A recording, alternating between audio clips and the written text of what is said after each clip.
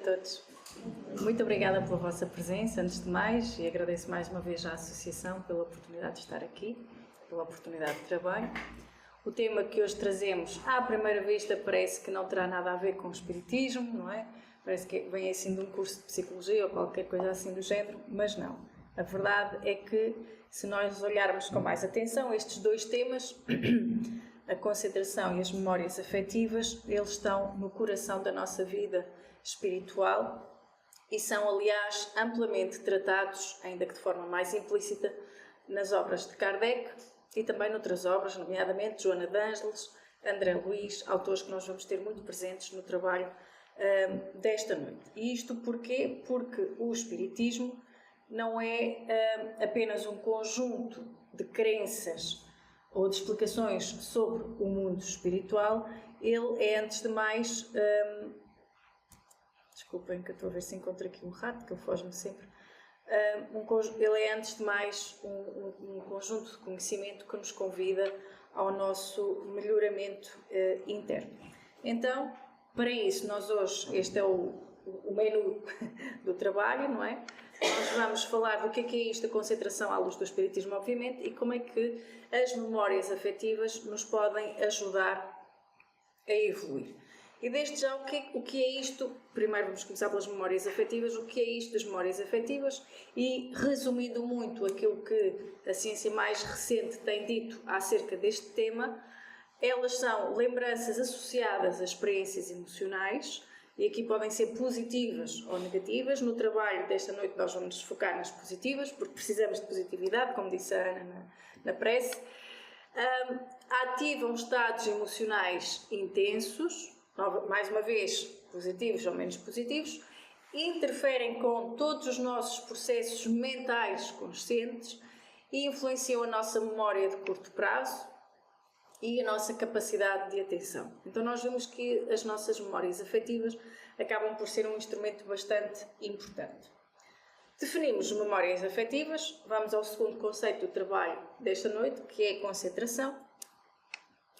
E a concentração é convergência de pensamentos e sentimentos. Convergência, ou seja, nós vamos querer focar, vamos integrar num só, neste caso, os pensamentos e os sentimentos. Se pensarmos ao nível da nossa mente e se olharmos para a nossa mente, na maioria de nós, vamos dizer assim, existem dois tipos de mente, vou simplificar aqui bastante. Uns tendem a ter, o primeiro tipo é a mente macaco. O que é a mente macaco? É aquela mente que está sempre a saltar de galho em galho, não é? De assunto em assunto, tema em tema. Por exemplo, estamos a cozinhar o nosso jantar e estamos a pensar em tudo menos no jantar que estamos a fazer. A nossa mente está a pensar em 1001 coisas, na palestra que tem que fazer, está na lista de compras do supermercado, na discussão que teve com o marido ou com a marida, essas coisas todas, não é? Portanto, está focada, está espalhada, a nossa atenção está dispersa. Isto é o oposto de concentração. Se eu estiver só ali focada nas batatas, no tofu, nas couves, eu estou concentrada, não é? Portanto, é fácil, mais ou menos fácil nós percebermos isto. Primeiro tipo, não é? O segundo tipo de mente que nós temos, que é aquela que nós todos ambicionamos, é a mente que eu costumo chamar mente de esquilo. Ou seja, ao contrário do macaco que anda a pular de lado galho em galho, o esquilo vai muito orientado, muito focado. Não é? Todos nós temos essa imagem do esquilo a correr muito rápido e a trepar pela árvore acima para chegar ao objetivo, nós, javelãs, o que seja, não é? Mas ele não anda ali a saltitar de um lado para o outro, ele vai focado num objetivo. E depois, quando falamos em concentração, é importante nós distinguirmos em relação ao que seja meditação e ao que seja contemplação. E é verdade que a meditação, dito desta forma, não é? Explicitamente, não é um assunto abordado especificamente nas obras da codificação, o que não é de espantar, porque na altura em que a codificação foi feita, ou foi reunida por Kardec, a meditação já era um objeto de estudo há milénios, só que mais nas culturas orientais, não tanto na Europa cartesiana e acabada de sair de uma revolução científica, que é o contexto em que o espiritismo é codificado. No entanto, há anotações muito importantes em todas as obras de Kardec sobre o tema de meditação. E aparece, em vez de meditação, vai aparecer muito o termo contemplar. Nós trouxemos só aqui algumas citações, mas a palavra contemplação nesses trechos das obras de Kardec vai ter um significado muito semelhante com meditação. Portanto, isto aqui só para nós arrumarmos um bocadinho a casa. Então, eu esquematizei aqui o que é que nós entendemos por concentração, ou seja, lá está, convergência para um ponto, como o esquilo focado na árvore, e a dispersão quando os nossos pensamentos estão em todo o sentido. Vamos dar um exemplo concreto. Por exemplo, alguém diz-nos alguma coisa, faz-nos alguma coisa, tem uma atitude connosco, e nós pensamos logo, é mau, é perigoso, é terrível, foi cruel o que me fizeram, foi cruel o que disseram. Mas será que é mesmo? Há uma canção que diz que muitas vezes nós afirmamos os nossos sentimentos como se fossem factos. E nós pegamos na primeira impressão que temos da pessoa, na primeira impressão que nós temos de alguma coisa, numa visão parcial que temos de um evento, passado, presente ou futuro, e decidimos que sabemos o que é este rato, não é? Então, nós pegamos nesta nossa impressão parcial, numa primeira impressão que nós temos de alguém ou de alguma coisa, e decidimos que já que sabemos tudo sobre essa coisa ou sobre esse alguém. E depois vamos acrescentar outra coisa, que são os nossos julgamentos. É uma má pessoa, está errada, é uma catástrofe. Então, o que começou como um sentimento em nós, começa a solidificar-se numa certeza. E a nossa reação vai se tornar a realidade. Não é? E os nossos sentimentos vão se tornar uma verdade. Isto parece, está bem, mas qual é o problema? É que isto é realmente um problema. Ou seja, porquê? Porque os nossos sentimentos não são factos. Ou seja, e na maioria das vezes eles acabam por estar errados. Mas agora o que eu sinto está errado. Não é que esteja errado eu sentir aquilo. Não há nada de errado em eu sentir seja o que for. O que está errado é eu tomar aquilo que eu sinto em relação a alguém ou em relação a alguma coisa como a verdade absoluta. Porquê? Porque quando nós decidimos que a nossa reação emocional é a verdade, o que é que vai desaparecer? Vai desaparecer a nossa curiosidade e a nossa vontade de questionarmos as nossas próprias emoções, que precisam de ser questionadas se nos queremos autoconhecer. Ou seja, desaparece a curiosidade, desaparece a humildade, desaparece a paciência, não é? Deixamos de tentar compreender o outro e só nos focamos no nosso umbigo. Deixamos de ouvir o outro, deixamos de ver as coisas como elas são para vermos só de acordo com as nossas lentes. Por isso, quando nós confundimos sentimentos com factos, antes de o fazermos, vamos fazer uma pausa e vamos procurar uma concentração. Ou seja, vamos ser curiosos, vamos ser humildes, vamos questionar, será que eu vi bem tudo o que aconteceu? Será que a forma como eu estou a interpretar o que me disseram, a interpretar o que aconteceu, é só esta verdade que existe, é só esta faceta do evento que aconteceu? Porque a forma como nós nos sentimos em relação a alguma coisa ou a algo, num dado momento, raramente é a verdade toda sobre esse momento.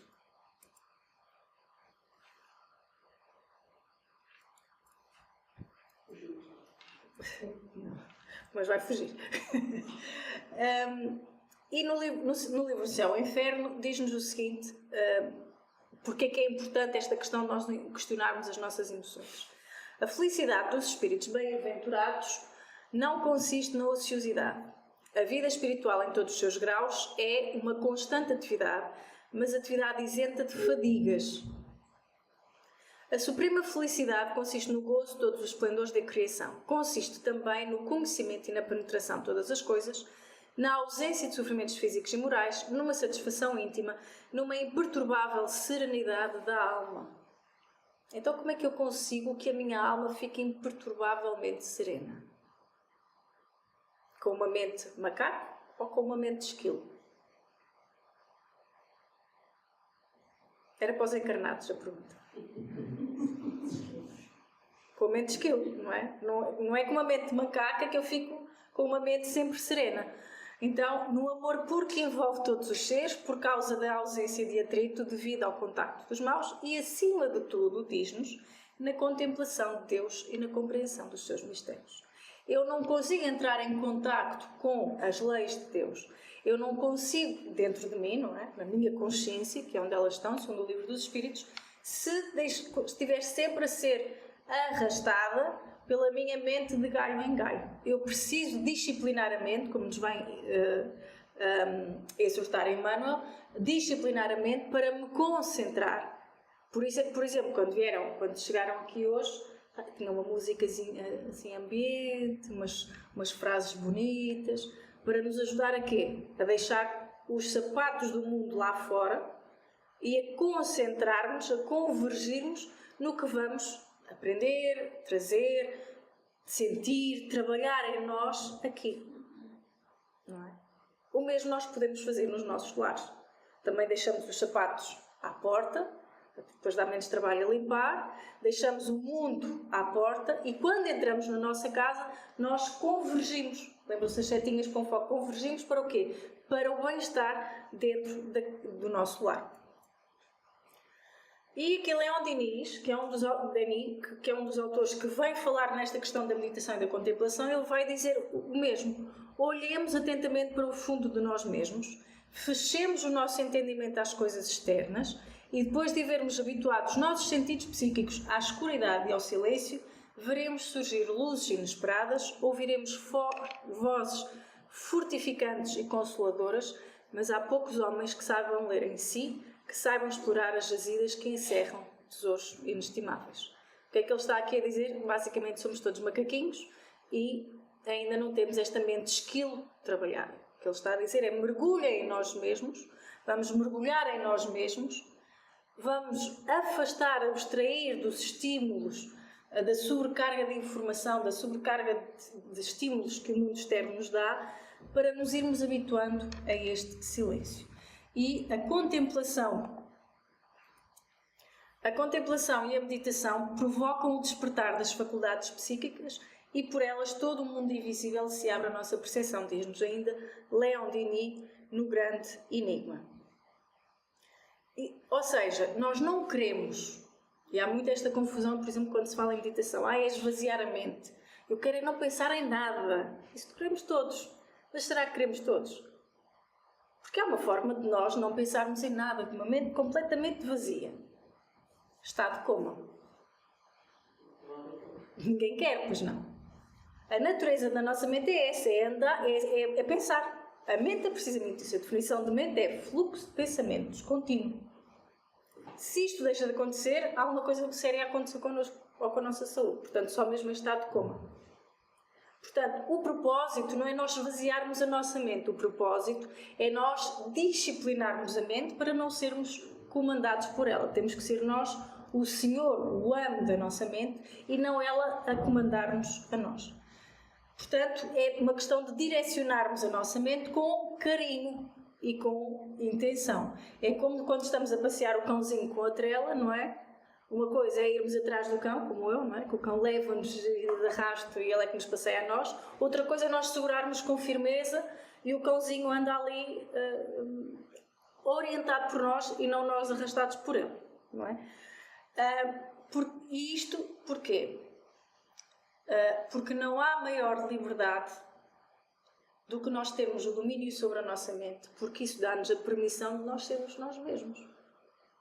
Porque se alguém vem e diz, é melhor fazeres assim, é melhor ires ali, é melhor fazeres assado, é melhor fazer... Não, olha, eu faço assim, portanto, se ela faz, eu vou fazer, se a minha vizinha tem, eu vou ter. Isto é o quê? É o macaquinho a saltar de galho em galho. E eu estou a ser livre assim, tão condicionada nas minhas escolhas? Não. Então, não há maior liberdade do que eu me dar a permissão a mim mesma de ser aquilo que eu realmente sou e de poder expandir-me a partir de mim e não a partir com os outros, mas não a partir dos outros. Porquê é que esta questão da concentração é tão importante para fazer este trabalho? Porque, na verdade, a nossa mente é um campo de batalha espiritual. Todos nós aprendemos com o Espiritismo que nunca estamos sozinhos.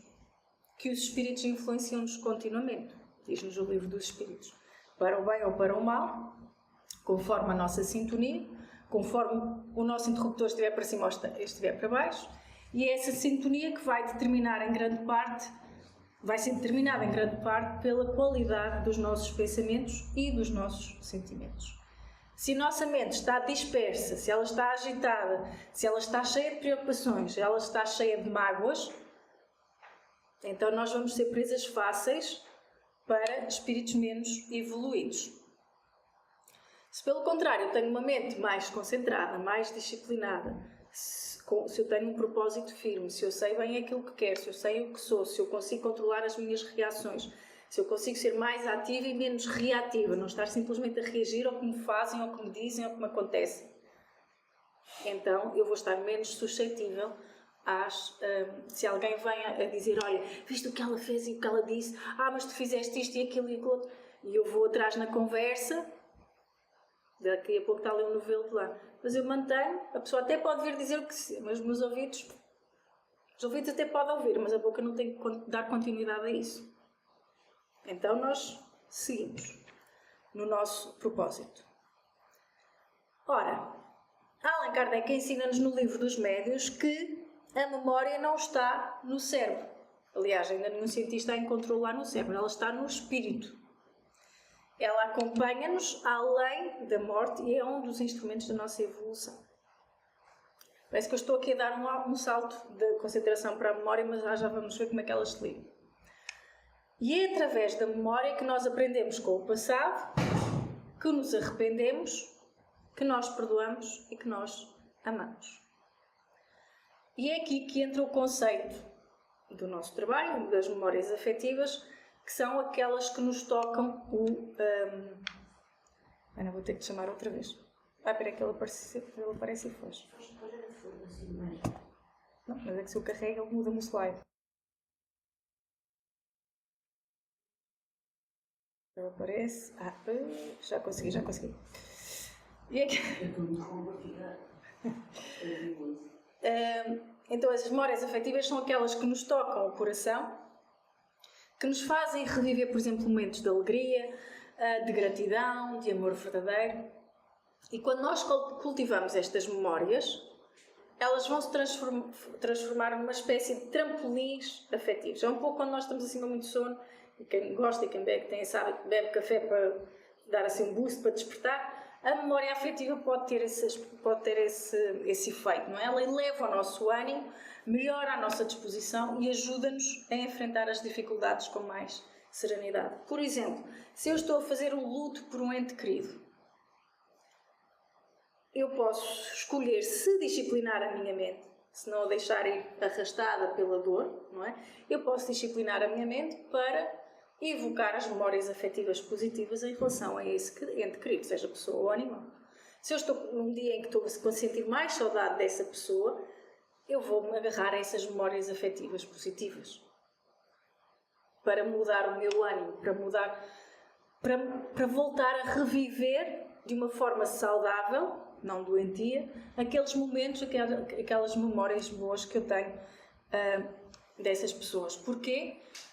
Porque a memória é precisamente esta ponte entre o que nós fomos, entre o que nós somos e o que nós seremos. E por isso há pouco, quando eu falava na liberdade de nós assumirmos aquilo que somos, implica também a sabedoria de abraçarmos aquilo que nós fomos e já não somos. Que foi importante. Não é? Porque se nós somos espíritos em evolução, e se nós nesta vida, por exemplo, percebemos, se eu estou a passar por isto, por esta dificuldade, repete-se tanto na minha vida, parece assim um poste que eu estou sempre ali a bater com a cabeça no poste, se calhar tem a ver com alguma coisa que eu fiz numa vida passada. Eu vou estar ali a culpabilizar-me por isso. Não, eu vou fazer as pazes em relação a isso para me ajudar a superar esse poste e a não voltar a bater nele. E as memórias afetivas são importantes também para... Eu vou dar aqui este exemplo que muitas vezes ouço as pessoas a falar, sobretudo quando começam a estudar Espiritismo. Eu pego no livro dos Espíritos, eu pego no Evangelho, dá-me uma soneira que eu não consigo. Eu chego ao meio da página e já não sei o que estava antes. Estamos num estado de inércia. A nossa mente, para além de estar dispersa, não está concentrada, está dispersa. O que é isto da inércia afetiva? É como se estivéssemos estagnados emocionalmente e, portanto, espiritualmente, em que nos sentimos meio assim, como a névoa, meio paralisados, desmotivados, presos a mágoas do passado, a sentimentos negativos que se repetem, não é? É como se a nossa alma estivesse assim meio adormecida, meio zombie, não é?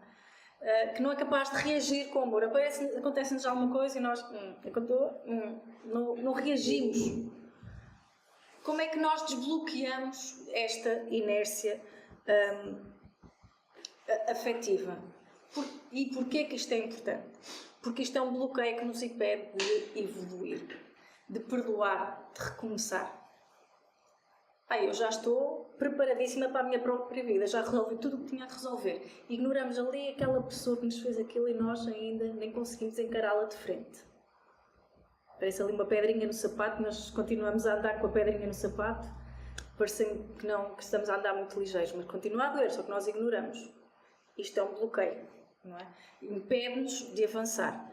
E é precisamente contra este estado que os espíritos superiores nos alertam quando nos convidam à transformação interior. Não é por acaso que o espiritismo está sempre a repetir, não é? Este disco, digamos assim, da transformação interior. Porque este estado de estagnação emocional, ele paralisa-nos nas mágoas, paralisa-nos perante novos desafios. E nós temos vários exemplos para nos inspirarmos a fazer isso, a sairmos desta inércia. Chico Xavier. Hoje em dia está muito na moda os traumas de infância. Chico Xavier teve-os com fartura. Isso impediu de ser aquilo em que ele se tornou. Ele agarrou-se ao passado, ele agarrou-se à mágoa em relação à madrasta, à mágoa em relação à pobreza, à mágoa em relação acho que foi a tia que envenenou a cadela. Não. O que é que o Emmanuel lhe ensinou? Disciplina. A disciplina mental, a concentração mental, para não revidar contra. Não é? E Emmanuel vem-nos dizer a disciplina não é só física, não é só ir correr 100 metros todos os dias. Não é uma disciplina externa, é acima de tudo uma disciplina de pensamento e de sentimento. A tal vigilância constante sobre nós mesmos. Emmanuel também, através das suas obras psicografadas por Chico Xavier, vai nos dar duas coisas para nos desbloquear esta inércia afetiva. A confiança em Deus e a fé. São estes motores que nos tiram da paralisia emocional. Porquê? Porque quando nós nos sentimos imóveis perante a dor, a lembrança de que Deus nos guia e de que a vida é uma escola, ajuda-nos a continuar. Vai-nos tirar a dor completamente? Provavelmente não. Mas pelo menos ajuda-nos a levantarmos da cama hoje. A darmos mais um passo. A continuarmos mais um pouquinho. André Luiz também nos vem dizer que os sentimentos são forças vivas. Eles podem não ser factos, como vimos há pouco, mas eles são forças vivas e têm força em nós. Em obras como O Nosso Lar ou Missionários da Luz, André Luiz vai descrever com minúcia os mecanismos do pensamento em termos energéticos e de como esses sentimentos acabam por ser campos magnéticos que nos prendem, muitas vezes.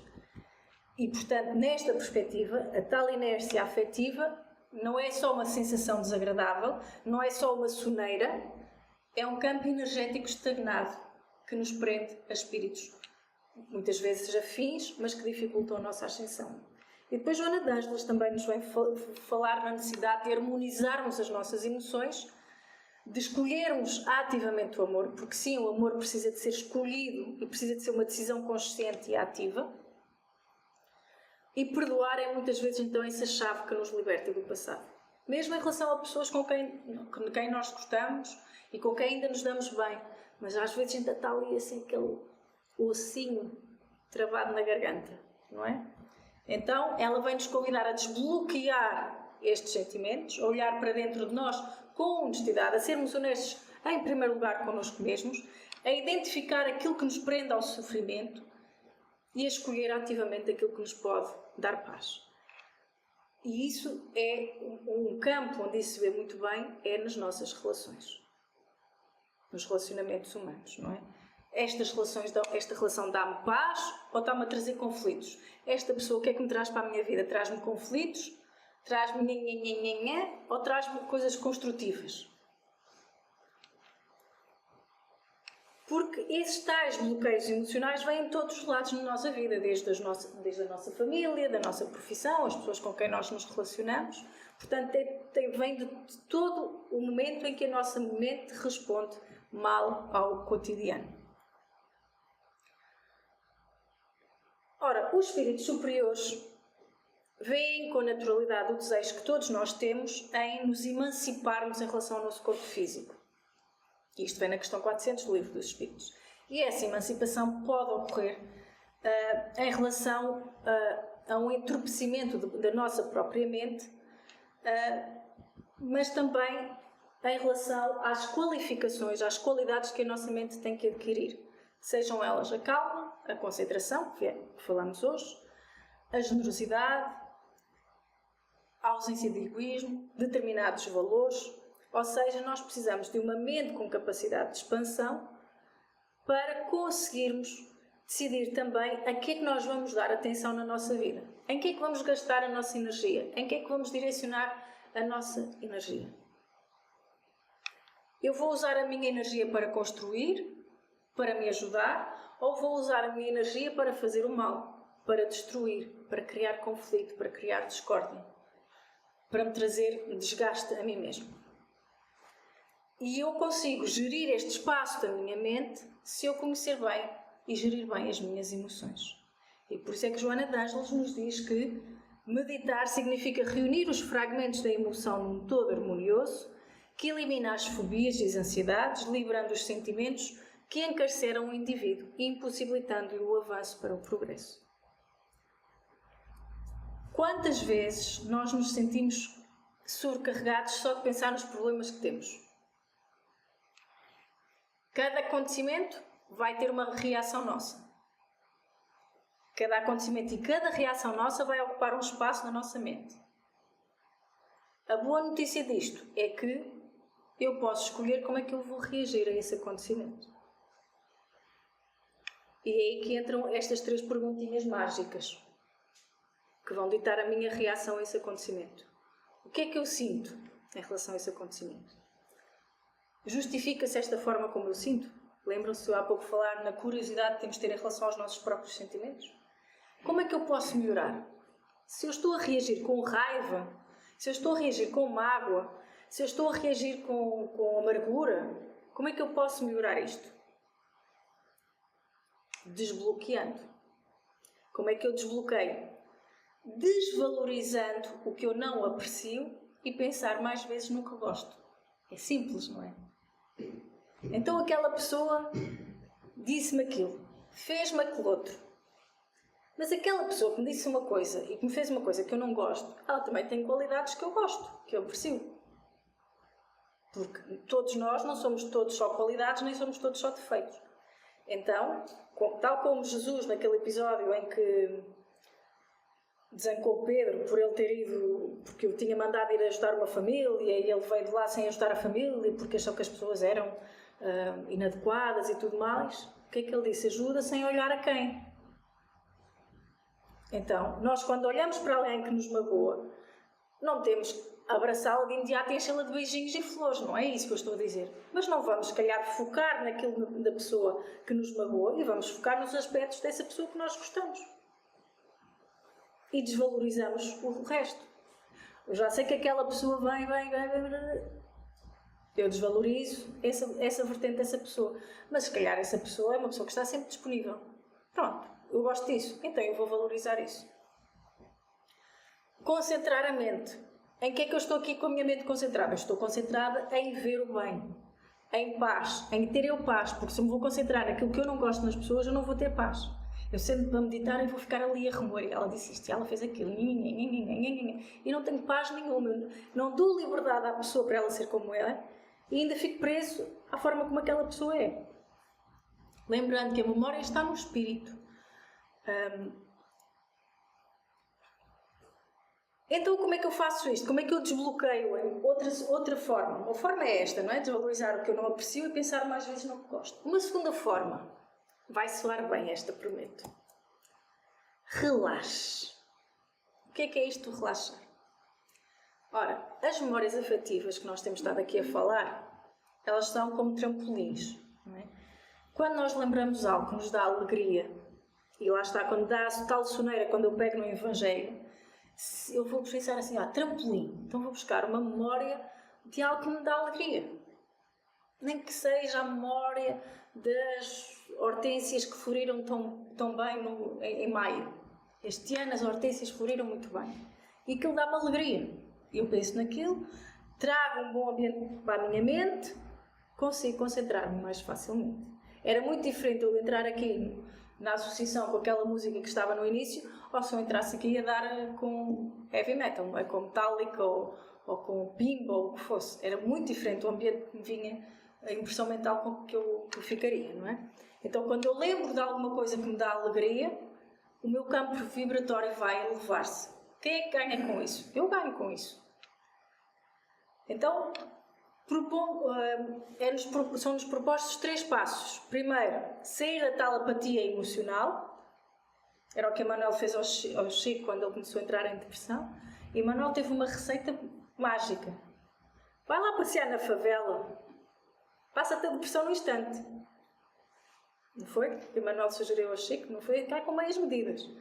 Sair da apatia, recordar com intensidade aquilo que amamos e depois guardar essas memórias como se elas fossem tesouros para nós. Então, usar as nossas próprias memórias, os nossos recursos para nos ajudarmos. Só que, claro, isto não é como carregar num botão, não é? Porque a concentração é como um músculo, ela trabalha-se no dia a dia, não é? O que é que ajuda a concentrar? A literatura espírita está cheia disso. Cultivar bons hábitos de comportamento alimentar, não é? Como é que nós vamos querer que a criancinha se sente a aprender e a fazer um problema de matemática na escola se antes a enchemos de bolachas? Mandamos um lanchinho com bolachas de chocolate e coisas cheias de açúcar. Nenhuma criança se concentra depois disso. É impossível. Boas leituras também ajudam a concentrar. Reter tudo aquilo que eleva a mente. E isto é uma escolha nossa, tem que ser uma escolha nossa. Disciplinar a mente é uma escolha nossa. Se deixamos isso como escolha dos outros, estamos tramados. Podemos começar logo, bem pela manhã, com pensamentos otimistas. O dia está cinzento, está a chover a potes. Que dia maravilhoso! Porque é que vamos dizer que está um mau dia e que o tempo está mau? A chuva também é precisa, não é? Evitar os conflitos. Vem aí o chefe e vem com cara de caso. Até lhe vou oferecer o café para ver se atenua a coisa. Exercícios de paciência. Esses são comigo. O dia-a-dia está cheio de testes, não é? Nós sabemos. Está cheio de cascas de banana para nós escorregarmos. Mas isto é uma boa notícia. Porquê? Porque temos mais oportunidade para praticar. Ora, se fosse tudo uma maravilha, se estivéssemos já num mundo feliz, não é? Era um tédio. Não tínhamos como praticar a nossa... Estou a brincar, mas isto porquê? Para vermos... Lá está, ver o copo mais cheio. Temos a oportunidade de praticar a concentração da nossa mente. Temos a oportunidade para praticar as nossas escolhas. Quem é que manda, afinal? Sou eu ou é a minha mente de macaco? Eu tenho é que estar atento, eu tenho é que estar concentrado, tenho que estar focado naquilo que eu quero. Se é paz que eu quero. 2 exemplos para terminar neste tipo de situações e destes testes do dia-a-dia, das cascas de banana. Com certeza são exemplos pelo que vocês nunca passaram, mas são exemplos ricos na literatura espírita, por isso eu trouxe. Quem é que magoou quem? A questão das mágoas. No Espiritismo, a resposta para quem magoa quem é simples. Não está no facto material, mas está sim no nosso espírito. Porque a visão espírita sobre a mágoa e sobre as relações humanas é resumida em 3 pilares. Lei de causa e efeito, dívida de afetos ou expiação e a visão do espírito imortal. Então vamos por partes. Para o Espiritismo, ninguém magoa ninguém. É uma boa notícia, não é? E ninguém é apenas vítima. Do ponto de vista, se olharmos do ponto de vista da reencarnação, se nós estamos profundamente magoados com alguém ou com alguma coisa, ou se alguém nos magoou profundamente, é quase certo que nós já magoámos esse alguém da mesma forma ou de forma pior ainda, considerando que Deus é misericordioso. Não é? Então, a lei de causa e efeito é sempre justa. É uma questão de ajuste. Quem magoou hoje uma dívida moral do passado. Por isso, aquele que hoje parece o agressor, se calhar acaba por ser um instrumento para nós ajustarmos aquilo que tem que ser ajustado. Agora, há uma coisa, e Emmanuel ensina isso nos seus livros. A mágoa é o veneno mais destruidor que existe. Mas não para quem a causou, para quem a sente. Porquê? Porque a mágoa prende o espírito. Se nós olharmos desta forma, ajuda a perceber. Quando nós guardamos mágoa de alguém, nós criamos como se fosse um cordão fluídico, energético, que nos liga a quem nos ofendeu. E imagina, a pessoa não só nos ofendeu, como agora vamos estar presos a ela. É como estarmos a andar com aqueles pesos que se usavam antigamente nos escravos, não é? É isso que nos acontece. Então, enquanto nos lembrarmos, como é que eu resolvo isto? Enquanto nós nos lembrarmos dessa ofensa com dor, significa que eu ainda estou preso a quem me ofendeu. E ainda estou impedida de evoluir. Não é por acaso que Jesus aconselhava, antes de ir pôr a tua oferta no altar, reconcilia-te com o teu irmão. Depois há um motivo físico. A mágoa adoece o corpo. E por isso porque o Espiritismo ensina-nos que os fluidos perispirituais, eles perturbam-se com a raiva, com o rancor e vão causar doenças físicas e mentais. E a doutrina também nos diz que a verdadeira caridade começa quando? Na paciência. Na paciência e no perdão das ofensas. Segunda casca da banana, a intriga. O que é que vamos fazer com a intriga? Deixá-la cair por ela. Normalmente ela cai sozinha. Para a visão espírita, a intriga não é um desentendimento. É o quê? É um sintoma de uma doença moral que prende o espírito. Mas se em vez da intriga nós escolhermos a paz e a simplicidade, aí vamos no caminho da evolução. A intriga que gera rumores e divisões afasta-nos dessa luz espiritual, como dizia Emmanuel, e vai-nos prender aos bastidores da opinião. E as nossas opiniões, tal como os nossos sentimentos, também não são factos. Então, se a intriga ou se um comentário maldoso perturba a nossa paz, vamos lembrar que a força do Espírito se mede pela nossa capacidade de nos mantermos serenos perante isso. Elevando os pensamentos para o que é divino e construtivo. É fácil? Não. Mas também se fosse fácil não era para nós. Então, a intriga, os rumores, os comentários maldosos são polémicas movimentadas por opiniões subjetivas. E a concentração, ajudada pela memória afetiva, o que é que ela vem trabalhar em nós? A nossa objetividade. Nossa capacidade de olhar para as coisas como elas são e de não esperar das coisas aquilo que elas não nos podem dar. Eu não vou esperar do meu marido, da minha esposa, do meu filho, da minha filha, do meu emprego, aquilo que eles não me podem dar.